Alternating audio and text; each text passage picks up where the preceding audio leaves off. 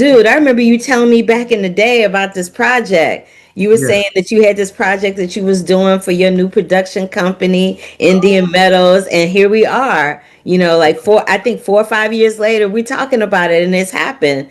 uh, Congratulations, bruh. thank you very much, ma'am. I appreciate it. You're very welcome. So I have a question for you guys. There was a scene with Wash where I don't want to say under the circumstances this happens because I don't want to ruin it for anybody, but a character says to you, Ernest, you're the first one I've seen grown. Now I know what that meant for me. It makes me get choked up talking about it now. I know what it meant for me to hear that, but what did it mean for you to hear that in the moment, Ernest, playing that scene? Yeah, it was really, really emotional. Um, it was one of those ones where it was like you hear lines like that and it kind of dawns on you like the level of turbulence and difficulty, these kind of journeys have.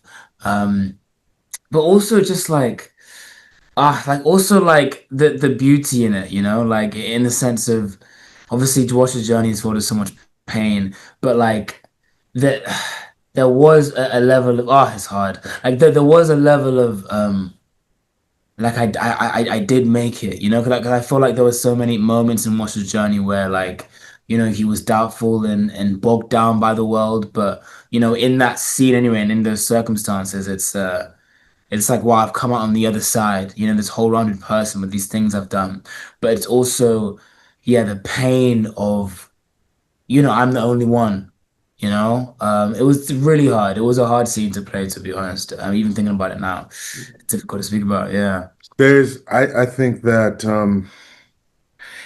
it is a reminder, you know what I'm saying, Mm, that the circumstances, a lot of people were not able to make it out and beyond. mm, I think Wash, being the dreamer that he is, being able to imagine his life being bigger than it was, there's also a degree of like pity that you have for someone who is so consumed with keeping people down, right?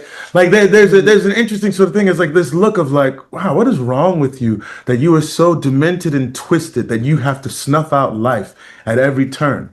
Because I'm just a person.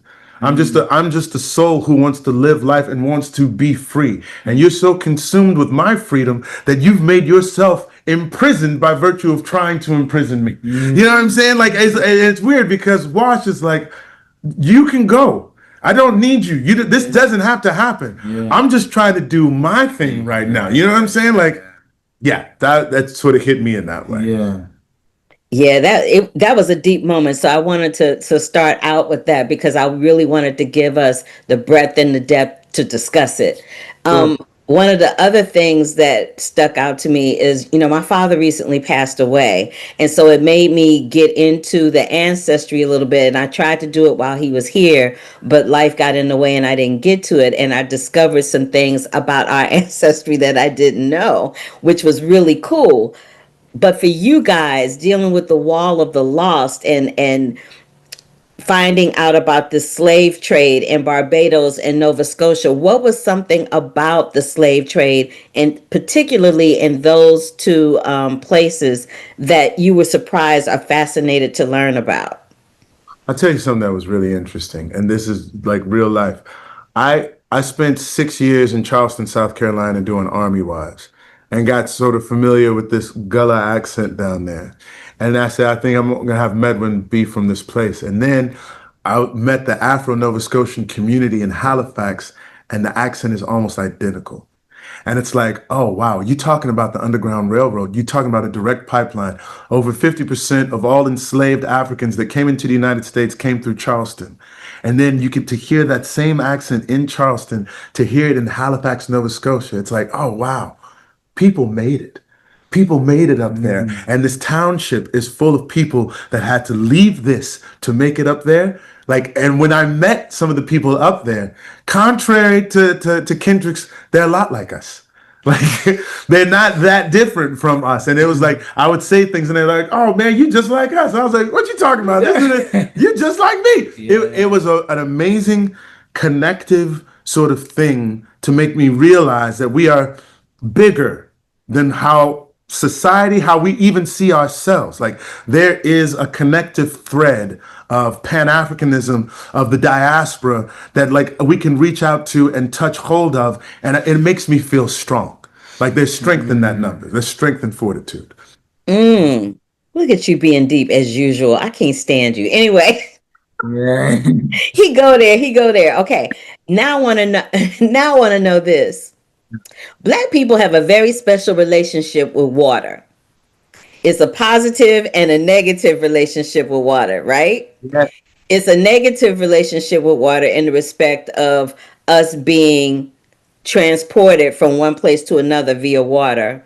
It's a Yes. positive relationship with water in the fact that we can actually swim, contrary to popular belief. Come So, on, what I want to know about you guys is what is your relationship with water on the other side of Washington Black? Ah, It's tee that up. Go, words. Here's what I say. So I couldn't swim before I started filming the show. I couldn't swim. I had a phobia of water. Um, all of which I did not let them know in the audition process. But yeah, once I got the role, I was like, okay, I need to swim, and I told them. It definitely was a place of fear for me, and kind of having to dive deep and do all these scenes underwater, especially one scene where I spent a significant amount of time underwater. Um, I'm not gonna lie, there is still a sense of slight phobia, but it's definitely a thing of like getting introduced to water as being this kind of spiritual place of like Yeah, peace. And one of my favorite lines in this show is water has no enemies, only friends. It's a place of comfort, it's a place of peace, like it's a place of love. And I feel like it's that kind of relationship. You see it with Wash as well. yeah, There's that negative or like unfamiliarity that the water brings to Wash's life, and throughout his journey, you see it flipped on its head, and it's this place of power, this place of like I can fly and I can swim, yeah. and both bring me freedom, and yeah, Both are expansive. Like, well, the expensive. world is 70% water or whatnot. So, like, the idea that we would cut ourselves off from That's true. 70% of existence of what is here and available to us is Yeah, something sort of anathema to you because it's like whether I need to go up or if I need to go in, like, I want to go deeper. I want to see more. I want to experience all, right? That's, yeah. yeah. You know what, Ernest? It was a pleasure to meet you. This is my time, but I want to say this before I go. It was a pleasure to meet you. You are a deep, profound brother, and your performance in this project is exemplary. Like, no joke. SKB, I could talk to you for hours because that's how we roll, my St. Louis brother. But I would be remiss in not saying this to you. I will always support everything that you do because everything that you do is always top notch and at the top of excellence, and I implore you for that, and this is no different. Thank you for bringing Washington Black to us, and thank you both for your time today. I appreciate it. We We appreciate you. We love appreciate you. you. Our condolences on the passing of your father. Yes. And I'll see you next time. Yes, you will. Hold up. Wait a minute.